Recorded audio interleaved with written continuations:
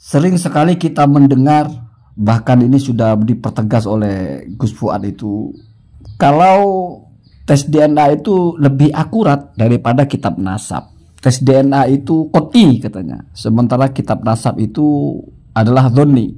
Bahkan lebih dahsyat lagi, ada kelompok mereka yang mengatakan ilmu nasab itu fosil, kitab nasab itu catatan manusia, DNA catatan Tuhan. Catatan Tuhan kok dibanding catatan manusia, pasti lebih akurat catatan Tuhan dong. Kode-kode dalam tubuh itu catatan Tuhan, sementara tulisan-tulisan dalam kitab itu catatan manusia itu. Maka kalau DNA-nya tidak sesuai dengan DNA-nya Sayyidina Ali atau DNA-nya Sayyid, ya bukan Sayyid, walaupun kitab nasabnya ada, gitu. Sebetulnya kalau prinsip ini yang dipakai, maka untuk apa Kiai Imaduddin bicara kitab nasab? Ya tidak perlu. Jadi nggak ada gunanya Kiai Haji Imaduddin itu bicara berbusa-busa masalah batal tidak disebut namanya. Toh pada akhirnya adalah teorinya Pak Dr. Sugeng yang dipakai. Kan begitu ya. Tetapi over of all lah. Kan sudah biasa mereka berubah-ubah masalah itu. Sekarang saya mau sampaikan satu pola pikir yang sederhana. Saya bukan ahli DNA, bukan ya. Dan ini juga tidak mau bicara DNA secara mendetail. Cuma membaca fakta-fakta yang ada, yang mungkin orang terselip cara berpikirnya, sehingga muncul narasi kalau tes DNA itu lebih valid.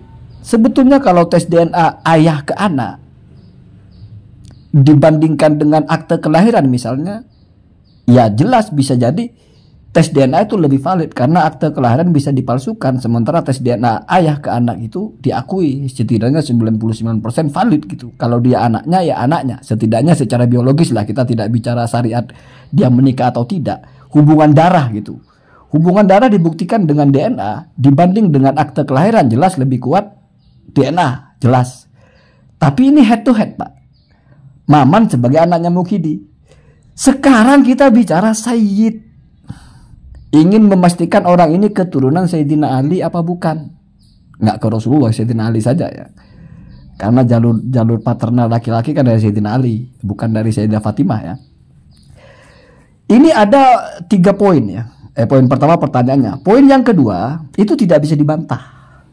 Kita tahu J1, JFGC atau apa itu adalah hasil ya. Kalau kamu tidak terima dengan pernyataan ini, maka tidak bisa menjawab, maka tidak relevan dengan pertanyaan yang di blok merah itu. Tapi kita sepakati dulu yang tengah ini. Jadi ceritanya ada banyak sekali orang-orang yang mengaku sebagai Sayyid. Saya dari kabilah ini, kabilah itu. Saya dari Duriyah ini, Duriyah itu. Saya Sayyid, Quraisy dan sebagainya. Lalu misalnya ada 1000. Lalu muncul 45%. Itu dari sampel mereka itu. 45% lah gampangnya begitu ya. Nggak nyampe 50%. Itu ada kesamaan kode. Yaitu J1 dan sebagainya. Ya saya simpelkan menjadi ABC gitu ya. Jadi ada kesamaan kode, yaitu kodenya ABC. Maka secara statistik ini dianggap kode Sayyid. Kalau bukan kode ini maka bukan Sayyid. Kalau enggak J1 bukan Sayyid. Ya O dan sebagainya bukan Sayyid ya. G bukan Sayyid gitu. Yang Sayyid J1. Dari mana itu diambil? Dari 1000 orang. Ini gampangnya. Dari 1000 orang 450 punya kode itu. Pertanyaan paling dasarnya, kalau kita sudah sepakat dengan yang pertama ini, sepakat dengan pernyataan yang tengah ini, bahwasanya seperti itu simulasinya ya. Ya karena yang saya dengarkan seperti itu.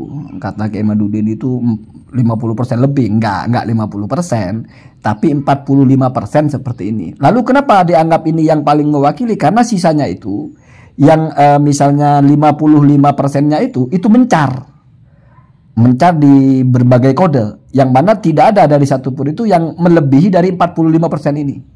Tidak ada yang mencapai yang seragam kodenya selain J1 dan sebagai J1 itu yang mencapai angka 450 ya. Mungkin tercecer lah ya, ada yang ini, ada yang R, ada yang E dan berbagai macam-macam ya. Tapi pertanyaannya begini, Pak, kita mau sampel, itu kan kita ada uji sampel dulu, biasanya kan begitu. Jadi kalau Anda mau misalnya mewawancarai masyarakat di satu kampung, sehingga nanti akan muncul statistik mayoritas masyarakat kampung ini bagaimana? Yang pertama sampelnya itu, Pak, pastikan dulu dia masyarakat di kampung itu. Artinya dari 1000 orang ini sebelum dites DNA-nya, pastikan dulu mereka Sayyid. Pastikan dulu nasab mereka sahih. Kalau self proclaimer, pengakuan sendiri, Anda tidak bisa memastikan. Lah terus apa hasil dari sebuah sampel yang sampelnya tidak bisa Anda pastikan validitasnya? Lah lucu. Kalau Maman nguji ke Mukidi, Mukidinya jelas sampelnya Mukidi. Nanti yang akan diambil dari Mukidi. Tapi sekarang kan kita mau bicara sampelnya Sayyidina, mau bicara DNA-nya Sayyidina Ali berdasarkan sampel. Maka sampel-sampel ini harus pastikan dulu mereka keturunan Sayyidina Ali. Sama dengan Anda mau bicara tentang masyarakat di kampung Jonggol, pastikan dulu mereka itu benar-benar masyarakat Jonggol. Bagaimana cara memastikan yang 1000 orang itu benar-benar adalah Sayyid? Ya tentu dengan baca kitab nasab, Pak. Karena mereka ngaku kan bukan berdasarkan DNA. Artinya mereka kan belum tes DNA itu. Mereka sudah menjadi Sayyid sebelum tes DNA. Kan begitu. Dari 1000 orang ini kita terima dulu mereka sebagai Sayyid sebelum mereka tes DNA. Lalu dites DNA-nya.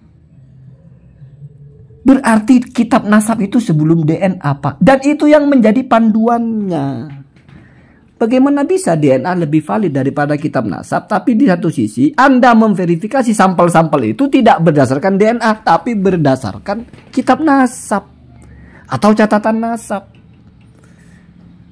Ini kan tidak bisa dibantah, Pak. Kenyataannya, pertanyaan di bawah itu. Kira-kira yang 1000 orang itu Anda terima mereka sebagai Sayyid sehingga Anda jadikan sampel. Ya, kalau Anda tidak terima mereka sebagai Sayyid atau masih Anda ragukan mereka Sayyid apa bukan, sampelnya aja Anda ragukan. Kan mesti Anda yakini dulu mereka ini Sayyid. Sekarang apa buktinya mereka sebagai Sayyid? Bukti tertinggi mereka sebagai Sayyid tidak mungkin DNA, tapi pasti catatan nasab. Jadi sebelum Anda bicara DNA, Anda harus terima dulu validitas dari catatan nasab. Kalau Anda ragukan validitas catatan nasab, berarti Anda membangun sampel berbasis fondasi yang meragukan. Jadi 1000 orang itu pastikan dulu dia orang Jonggol. Bagaimana caranya? Ya verifikasi dulu. Benar nggak orang Jonggol? Bagaimana cara verifikasinya? Datang dulu ke pencatatan sipilnya di situ, cek dulu ke kelurahannya, cek dulu ke camatnya, cek dulu ke kepala desanya. Benar nggak mereka ini terdaftar? Setelah sah mereka terdaftar, baru Anda wawancara, baru Anda survei. Ya, sehingga Anda tahu kecenderungannya apa, sehingga relate atau relevan kita berbahasa. 50% masyarakat Jonggol begini. Sekarang bayangkan Anda bicara 50% masyarakat Jonggol begini begitu, ternyata yang Anda wawancara tidak semuanya masyarakat Jonggol. Bagaimana, apa nggak rusak itu? 45% Sayyid kodenya adalah begini. Pastikan dulu 45% itu dari 1000 orang itu 1000-nya Sayyid semua apa enggak? Iya Sayyid semua. Apa bukti mereka Sayyid? Kitab nasab. Loh, kalau begitu ya berarti Anda mengakui kitab nasab itu adalah bukti yang valid seseorang sebagai Sayyid. Karena kalau Anda menolak keabsahan kitab nasab, tidak terima kalau kitab nasab itu bukti yang kuat, Anda tidak akan punya sampel untuk dites DNA-nya, lalu untuk tahu bagaimana hasil kode DNA-nya Sayyidina Ali. Ya, makanya mau nggak mau ya harus gali makamnya Sayyidina Ali untuk bisa tahu. Karena kalau sudah melalui sampling, maka sampel itu harus dipastikan dia adalah keturunan Sayyidina Ali. Dan cara memastikannya ya nggak bisa lewat DNA, Pak. Karena nanti akan menjadi daur itu DNA membuktikan keabsahan DNA. Sementara sampel DNA-nya dibuktikan oleh keabsahan DNA yang setelahnya. Muter itu. Nggak logis, itu sama dengan Maman menciptakan Mimin, Mimin menciptakan Maman. Ya. Jadi DNA ini memastikan seseorang itu sebagai Sayyid. DNA dari mana DNA itu diambil? Dari DNA-nya orang itu. Lah orang itu dipastikan sebagai Sayyid dari mana? Ya dari DNA-nya dia. DNA-nya dia sama dengan DNA-nya siapa? Dengan DNA-nya Sayyidina Ali. Dari mana Anda tahu DNA-nya Sayyidina Ali? Dari DNA dia. Wah, jadi lucu itu. Mesti pastikan dulu orang-orang ini keturunan Sayyidina Ali. Baru ambil sampelnya, baru jadikan patokan. Jadi Anda untuk mendapat patokan kode DNA Sayyidina Ali, Anda harus ambil dari keturunan Sayyidina Ali yang sah. Bagaimana cara memastikan dia keturunan Sayyidina Ali yang sah? Gak bisa dengan DNA lagi, Pak. Kenapa? Karena DNA itu akan diambil dari dia. Jadi orang itu harus terbukti dulu. baru kita jadikan acuan. Bagaimana cara membuktikannya? Ya mau nggak mau harus pakai kitab nasab, gitu ya, gitu. Nggak bisa nggak gitu ya. Walau aftal muftun nggak bisa begitu ya. Ini kan sederhana sebetulnya.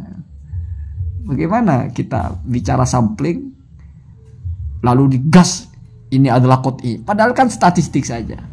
Membaca kecenderungan, membaca yang paling banyak, kan gitu-gitu aja sebetulnya. Makanya kalau kita tanya kepada pakar yang benar-benar pakar itu, nggak ada cerita nasab jauh dipastikan dengan DNA, kan begitu Pak. Tapi kan kita sudah terdoktrin, oh DNA ini 1+1 2.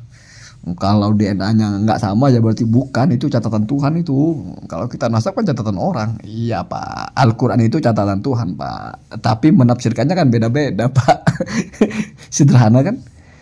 Jadi kita sholat, kita puasa itu kan semua berdasarkan catatan Tuhan. Tapi kok nggak sama? Kita sholat ikut Nabi, tapi nggak sama. Kita wudhu ikut Nabi, tapi kok nggak sama? Kita bersyariat sesuai Al-Quran, sesuai hadis, tapi kok tidak sama? Ya karena syariatnya tidak semua qot'iyud dilalah Pak. Banyak sekali yang multi interpretasi atau dunyud dilalah. Sehingga ulama berbeda-beda dalam membaca dan menyimpulkan. Begitu ya, jadi konyol kalau dianggap catatan Tuhan melawan catatan manusia. Bukan begitu ya. Bukan masalah catatan Tuhan ya. Tapi masalah bagaimana Anda memahami masing-masing poin itu. Allahumma bina ada